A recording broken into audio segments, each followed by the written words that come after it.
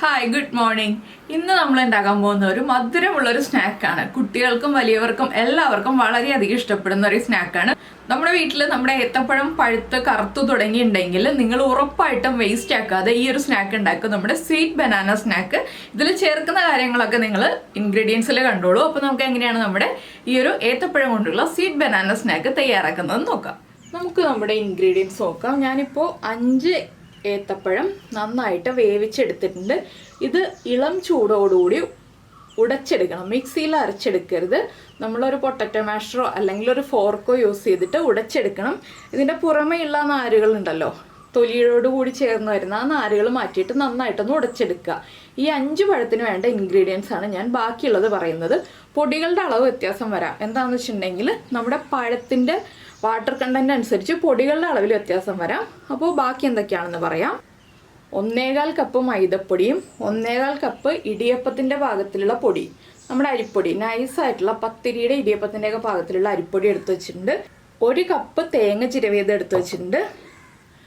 5 table spoon പഞ്ചസാര എടുത്ത് വെച്ചിട്ടുണ്ട്. പക്ഷെ 5 ടേബിൾ സ്പൂൺ പഞ്ചസാരയും ഞാൻ ചേർക്കില്ല കേട്ടോ. എന്താണെന്ന് വെച്ചാൽ നമ്മുടെ മധുരത്തിനനുസരിച്ച് പഞ്ചസാര ചേർത്താൽ മതി. ഓവർ മധുരമായി കഴിക്കാൻ പറ്റില്ല. നമ്മുടെ പഴത്തിന് എത്ര മധുരം ഉണ്ടെന്ന് നോക്കുക. ചില പഴം നല്ല മധുരമുള്ളതായിരിക്കും. അങ്ങനെ ആകുമ്പോൾ ഒരു 3 ടേബിൾ സ്പൂൺ പഞ്ചസാര മതി. പിന്നെ പഴം ഉടയ്ക്കുമ്പോൾ 1 ടേബിൾ സ്പൂൺ പഞ്ചസാരയും കൂടി ചേർത്തിട്ട് ഉടയ്ക്കുകയാണെങ്കിൽ വേഗം പഴം ഉടഞ്ഞു കിട്ടും. അപ്പോൾ അത് ഞാൻ പറയാം കേട്ടോ, പഞ്ചസാര എത്ര ചേർത്തു എന്നുള്ളത്. പഴം ഉടയ്ക്കുമ്പോൾ ഞാനിപ്പോൾ 1 ടേബിൾ സ്പൂൺ പഞ്ചസാര ചേർത്തിട്ടാണ് പഴം ഉടയ്ക്കാൻ പോകുന്നത്. പിന്നെയുള്ള കാര്യങ്ങളെന്ന് പറഞ്ഞാൽ ഇതിൽ ചില കാര്യങ്ങൾ ഓപ്ഷനിലാണ് കേട്ടോ. നിങ്ങൾക്ക് താല്പര്യമുണ്ടെങ്കിൽ മാത്രം ചേർക്കുക. ബാക്കി ആദ്യം പറഞ്ഞ കാര്യങ്ങളെല്ലാം വേണ്ടതാണ്.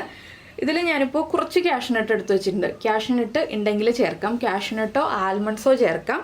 ഇത് നമ്മൾ ചേർക്കുക ഒന്ന് കടിക്കാൻ കിട്ടാൻ പാകത്തിൽ. കാഷ്നട്ട് തന്നെ ചേർക്കുക, കപ്പലണ്ടി ഒന്നും ചേർക്കരുത് കേട്ടോ. പിന്നെ റേസിൻസ് ആണ്. റേസിൻസ് ഞാനൊന്ന് കട്ട് ചെയ്തെടുത്തിട്ടുണ്ട്, 2ആയിട്ട് കട്ട് ചെയ്തെടുത്തിട്ടുണ്ട്. കാഷ്നട്ട് റേസിൻസും മാത്രമേ ഉള്ളൂങ്കിൽ അങ്ങനെ ചേർക്കാം, അല്ലെങ്കിൽ കാഷ്നട്ടും ചെറിയും മാത്രമേ ഉള്ളൂങ്കിൽ അങ്ങനെ ചേർക്കാം. ഞാനിപ്പോൾ കുറച്ച് ചെറിയ നീളത്തിൽ കനം കുറച്ച് കട്ട് ചെയ്ത് വെച്ചിട്ടുണ്ട്. ഒരുപാട് തിക്കായിട്ട് കട്ട് ചെയ്യരുത്. പിന്നെ നിങ്ങളുടെ കയ്യിലുള്ളത് ഏതാണോ ഇതിൽ അത് ചേർക്കാം കേട്ടോ. കാഷ്നട്ടിൻ്റെ കൂടെ നിങ്ങളുടെ കയ്യിൽ ഏതെങ്കിലും ഉണ്ടെങ്കിൽ ചേർക്കുക, ചേർത്തില്ലെങ്കിലും കുഴപ്പമില്ല, കാഷ്നട്ട് മാത്രമായാലും മതി. അപ്പോൾ പിന്നെ ഞാൻ കുറച്ച് ടൂട്ടി ഫ്രൂട്ടി എടുത്ത് വെച്ചിട്ടുണ്ട്. പിന്നെ 2 നിർബന്ധമായിട്ടുള്ള കാര്യമാണ്, 1/2 ടീസ്പൂൺ ഏലക്കാപ്പൊടി മുതൽ 1 ടീസ്പൂൺ വരെ. ഏലക്കാപ്പൊടിയുടെ ഫ്ലേവർ ഇഷ്ടമാണെങ്കിൽ 1 ടീസ്പൂൺ വരെ ചേർക്കാം. ഞാനിപ്പോൾ ഏലക്കയും പഞ്ചസാരയും ചേർത്ത് പൊടിച്ച് വെച്ചിരിക്കുന്നതാണ്. പിന്നെ നെയ്യാണ്. നെയ്ക്ക് പകരം വേറൊരു ഓപ്ഷനില്ല, നെയ്യ് തന്നെ ചേർക്കണം. അപ്പോൾ കാഷ്നട്ടും നെയ്യും ഏലക്കാപ്പൊടിയും നമുക്ക് നിർബന്ധമാണ്. ബാക്കി ഈ 3 കാര്യങ്ങളിൽ നിങ്ങൾക്ക് ഇഷ്ടമുള്ളത്, ഇപ്പോൾ ഡേറ്റ്സ് ആണ് ചേർക്കേണ്ടതെങ്കിൽ ഡേറ്റ്സ് ചേർക്കാം, അല്ലെങ്കിൽ ഇതെല്ലാം ഒഴിവാക്കണം എന്നുണ്ടെങ്കിൽ ഒഴിവാക്കിയിട്ട് നിങ്ങൾക്ക് കാഷ്നട്ട് മാത്രം ചേർക്കാം. അതൊക്കെ നിങ്ങളുടെ ചോയ്സ്. അപ്പോൾ ആദ്യം ഞാൻ ഈ പഴം ഒന്ന് ഉടച്ചെടുക്കട്ടെ. ഞാൻ 1 ടേബിൾ സ്പൂൺ പഞ്ചസാര ചേർത്ത് പഴം ഒന്ന് ഉടച്ചെടുക്കട്ടെ. ഇപ്പോൾ കണ്ടോ, ഞാൻ നമ്മുടെ പഴം 1 ടേബിൾ സ്പൂൺ പഞ്ചസാര ചേർത്ത് ഇതുപോലെ ഉടച്ചെടുത്തിട്ടുണ്ട്. ഉടച്ചെടുക്കുമ്പോൾ ആ നാരുകൾ വരുന്നതൊക്കെ എടുത്ത് മാറ്റിയിട്ടുണ്ട്. ഇനിയിപ്പോൾ നമുക്കിതിലേക്ക് കുറച്ചായിട്ട് ഓരോ ഇൻഗ്രീഡിയൻസും ചേർത്ത് കൊടുക്കാം. അപ്പോൾ ഒരുപാട് അങ്ങോട്ട് ഫൈനായിട്ട് ഉടയ്ക്കണ്ട കേട്ടോ. അതാണ് ഞാൻ മിക്സിയിൽ അരയ്ക്കണ്ടെന്ന് പറഞ്ഞത്. മിക്സിയിൽ അരച്ചിട്ടുണ്ടെങ്കിൽ നമ്മുടെ കൺസിസ്റ്റൻസി മാറിപ്പോവും. ഇനി ഇതിലേക്ക് നമുക്ക് പൊടികൾ ചേർത്ത് കൊടുക്കാം. അപ്പോൾ ഞാനൊരു സ്പൂൺ എടുത്തിട്ട് വരട്ടെ. ഇനിയിപ്പോൾ ഞാൻ ആദ്യം ഇതിലേക്ക് ചേർക്കുന്നത് നമ്മുടെ തേങ്ങ ചിരവിയത്. തേങ്ങ ഫ്രിഡ്ജിൽ വെച്ച തേങ്ങ ഉപയോഗിക്കരുത് കേട്ടോ. എന്താണെന്ന് വെച്ചാൽ ഫ്രിഡ്ജിൽ വെച്ച തേങ്ങയിൽ വെള്ളത്തിൻ്റെ അംശം കൂടുതലായിരിക്കും. അപ്പോൾ നമ്മൾ വെള്ളം അധികം ഉപയോഗിക്കാത്തത് കൊണ്ടാണ്, നമ്മൾ ഒട്ടും തന്നെ വെള്ളം ഉപയോഗിക്കരുത്. അപ്പോൾ വെള്ളത്തിൻ്റെ അംശമുള്ള കാര്യങ്ങളൊന്നും പാടില്ല. അതുകൊണ്ടാണ് ഫ്രിഡ്ജിൽ വെച്ച തേങ്ങ ഉപയോഗിക്കരുതെന്ന് പറയുന്നത്. 4-5 ടേബിൾ സ്പൂൺ തേങ്ങ ആദ്യം ചേർക്കാം. പിന്നെ നമുക്ക് തേങ്ങ വേണമെന്നുണ്ടെങ്കിൽ ചേർത്ത് കൊടുക്കാം ഇടയ്ക്ക്. അതുപോലെ തന്നെ ഞാൻ ചേർക്കുന്നത് അരിപ്പൊടിയാണ്. പിന്നെ നമുക്ക് പഞ്ചസാര ചേർത്ത് കൊടുക്കാം. ഒരു 2 ടേബിൾ സ്പൂണും കൂടി ഞാൻ പഞ്ചസാര ചേർക്കുന്നുണ്ട്. ഇപ്പോൾ ആകെ 3 ടേബിൾ സ്പൂൺ പഞ്ചസാര ചേർത്തിട്ടുണ്ട്. ഇനി നമുക്ക് ചേർക്കേണ്ടത് മൈദപ്പൊടിയാണ്. അത് ഇപ്പോഴല്ല, അത് പിന്നീടാണ്. പിന്നെ ഒരു ടേബിൾ സ്പൂൺ നെയ്യും ചേർത്തിട്ടുണ്ട്. ഇതെല്ലാം ചേർത്തിട്ട് 1 പിഞ്ച് ഉപ്പും കൂടി ചേർത്ത് വേണം നമ്മൾ കുഴച്ചെടുക്കാൻ. ആ മധുരം ഒന്ന് ബാലൻസ് ചെയ്യാനാണ് 1 പിഞ്ച് ഉപ്പ് ചേർക്കുന്നത്. ഇതാ ഞാൻ 1 പിഞ്ച് ഉപ്പ് എടുത്തിട്ടുണ്ട്, അതും കൂടി ചേർത്തിട്ടുണ്ട്.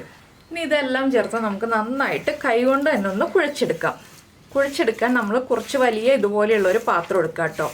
അപ്പോഴാണ് നമുക്ക് കുഴച്ചെടുക്കാൻ എളുപ്പമുണ്ടാവുക. ഇത് കുറച്ച് ടൈറ്റായിട്ട് നമ്മുടെ ചപ്പാത്തി മാവിൻ്റെ പാകത്തിനേക്കാൾ ഒരു പൊടിക്ക് താഴെ നിൽക്കുന്ന രീതിയിലുള്ള ഡോ ആയിട്ട് കിട്ടണം നമുക്ക്. അതിനനുസരിച്ച് നമ്മൾ അരിപ്പൊടിയും മൈദപ്പൊടിയും ചേർത്ത് കൊടുക്കണം. അരിപ്പൊടി ഒരുപാട് ചേർത്താൽ ബലം കൂടിപ്പോവും. അതുകൊണ്ടാണ് നമ്മൾ മൈദപ്പൊടിയും കൂടി ചേർത്ത് കൊടുക്കുന്നത്. പിന്നെ കാഷ്യൂനട്ടൊക്കെ ചെറുതായിട്ട് കട്ട് ചെയ്ത് ചേർക്കാം കേട്ടോ, ഒരുപാട് വലിയ പീസുകളായിട്ട് കട്ട് ചെയ്യരുത്. അപ്പോൾ ഇതുണ്ടോ എല്ലാം വേഗം തന്നെ മിക്സ് ആയി കിട്ടും. ഞാനിനി വീണ്ടും ഒരു 2 ടേബിൾ സ്പൂണും കൂടി അരിപ്പൊടി ചേർത്ത് കൊടുക്കുകയാണ്.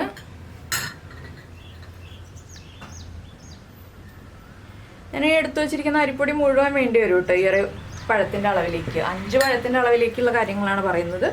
ഒപ്പം തന്നെ നമുക്ക് ഒരു 3 ടേബിൾ സ്പൂൺ മൈദപ്പൊടിയും കൂടി ചേർത്ത് കൊടുക്കാം.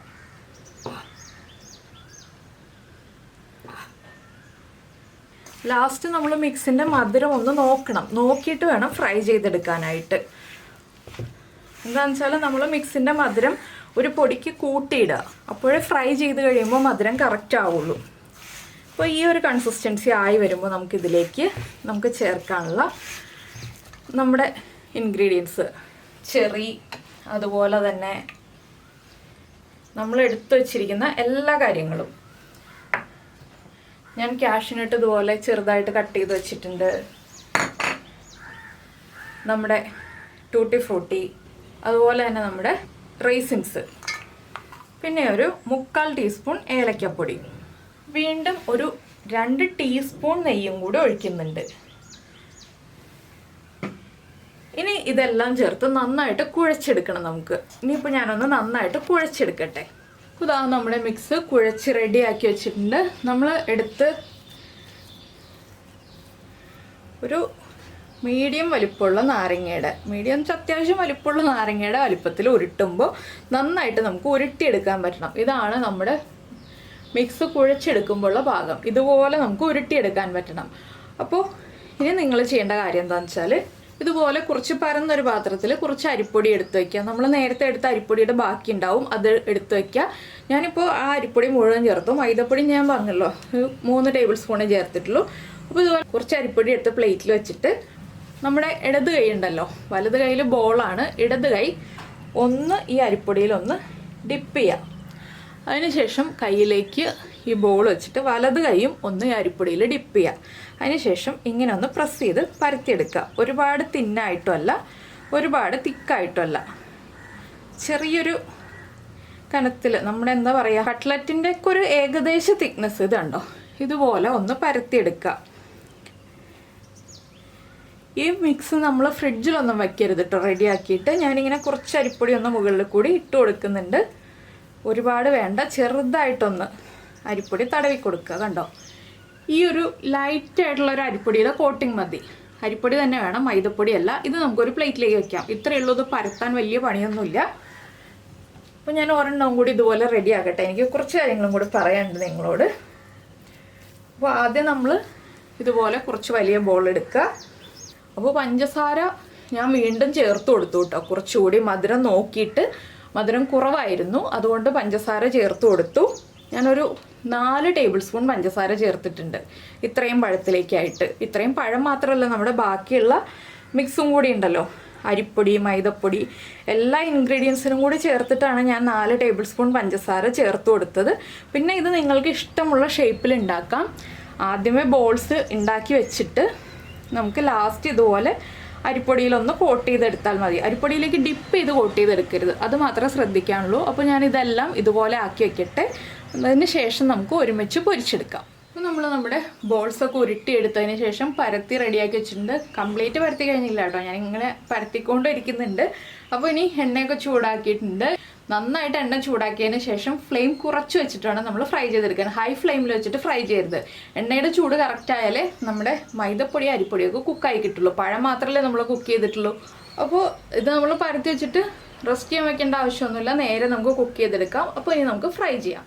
അപ്പോൾ ഇതാ നമ്മുടെ എണ്ണയുടെ ചൂടൊക്കെ കറക്റ്റ് ആയിട്ടുണ്ട്. ഞാൻ ഫ്ലെയിം കുറച്ചു. ഓവറായിട്ട് ചൂടായി പോയിട്ടുണ്ടെങ്കിൽ വേഗം കരിഞ്ഞു പോകും. അതുകൊണ്ടാണ് നമ്മൾ ചൂട് കറക്റ്റ് ചെയ്യാന്ന് പറയുന്നത്. ഇനി നമുക്ക് എണ്ണയിലേക്ക് പതുക്കെ ഇട്ട് കൊടുക്കാം. ഒരുപാട് എണ്ണം ഒരുമിച്ചിട്ട് കൊടുക്കരുത്. ഒരു 3-4 എണ്ണം മാത്രം ഒരുമിച്ച് ഇട്ട് കൊടുക്കുക. നിങ്ങൾക്ക് പരന്ന പാനിലും ഫ്രൈ ചെയ്യാം, ഇതുപോലെ കുഴിയുള്ള പാനിലും ഫ്രൈ ചെയ്യാം. അതൊക്കെ നമ്മുടെ ചോയ്സ് അനുസരിച്ച്. കുറച്ച് എണ്ണ വെച്ചിട്ട് പരന്ന പാനിൽ കുറച്ചായിട്ട് ഫ്രൈ ചെയ്തെടുക്കാം.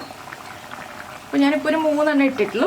അതൊന്ന് ഫ്രൈ ആയി വന്നു കഴിയുമ്പോൾ നമുക്ക് അടുത്തത് 4 5 എണ്ണം ഇട്ട് കൊടുക്കുക. 5 എണ്ണത്തിൽ കൂടുതലൊക്കെ ഒരുമിച്ച് ഒരേ സമയത്ത് ഫ്രൈ ചെയ്തിട്ടോ. എൻ്റെ ചട്ടി വലുതായതുകൊണ്ടാണ് ഞാനിപ്പോൾ 3 എണ്ണം അല്ലെങ്കിൽ 5 എണ്ണം എന്നൊക്കെ പറയുന്നത്. നിങ്ങളുടെ ചട്ടി ചെറുതാണെങ്കിൽ തിക്കായിട്ട് ഇട്ട് കൊടുക്കരുത്. ഇത് ഒരുപാട് സമയം കുക്ക് ചെയ്യണ്ട കേട്ടോ. കുറച്ച് സമയം കൊണ്ട് തന്നെ വേഗം ഫ്രൈ ആയി കിട്ടും. എണ്ണയുടെ ചൂടൊക്കെ കറക്റ്റ് ആയതുകൊണ്ട് തന്നെ വേഗം തന്നെ കളറൊക്കെ മാറി വന്നിട്ടുണ്ട്. അപ്പോൾ നമുക്ക് അടുത്ത സൈഡിലേക്ക് തിരിച്ചിട്ട് കൊടുക്കാം.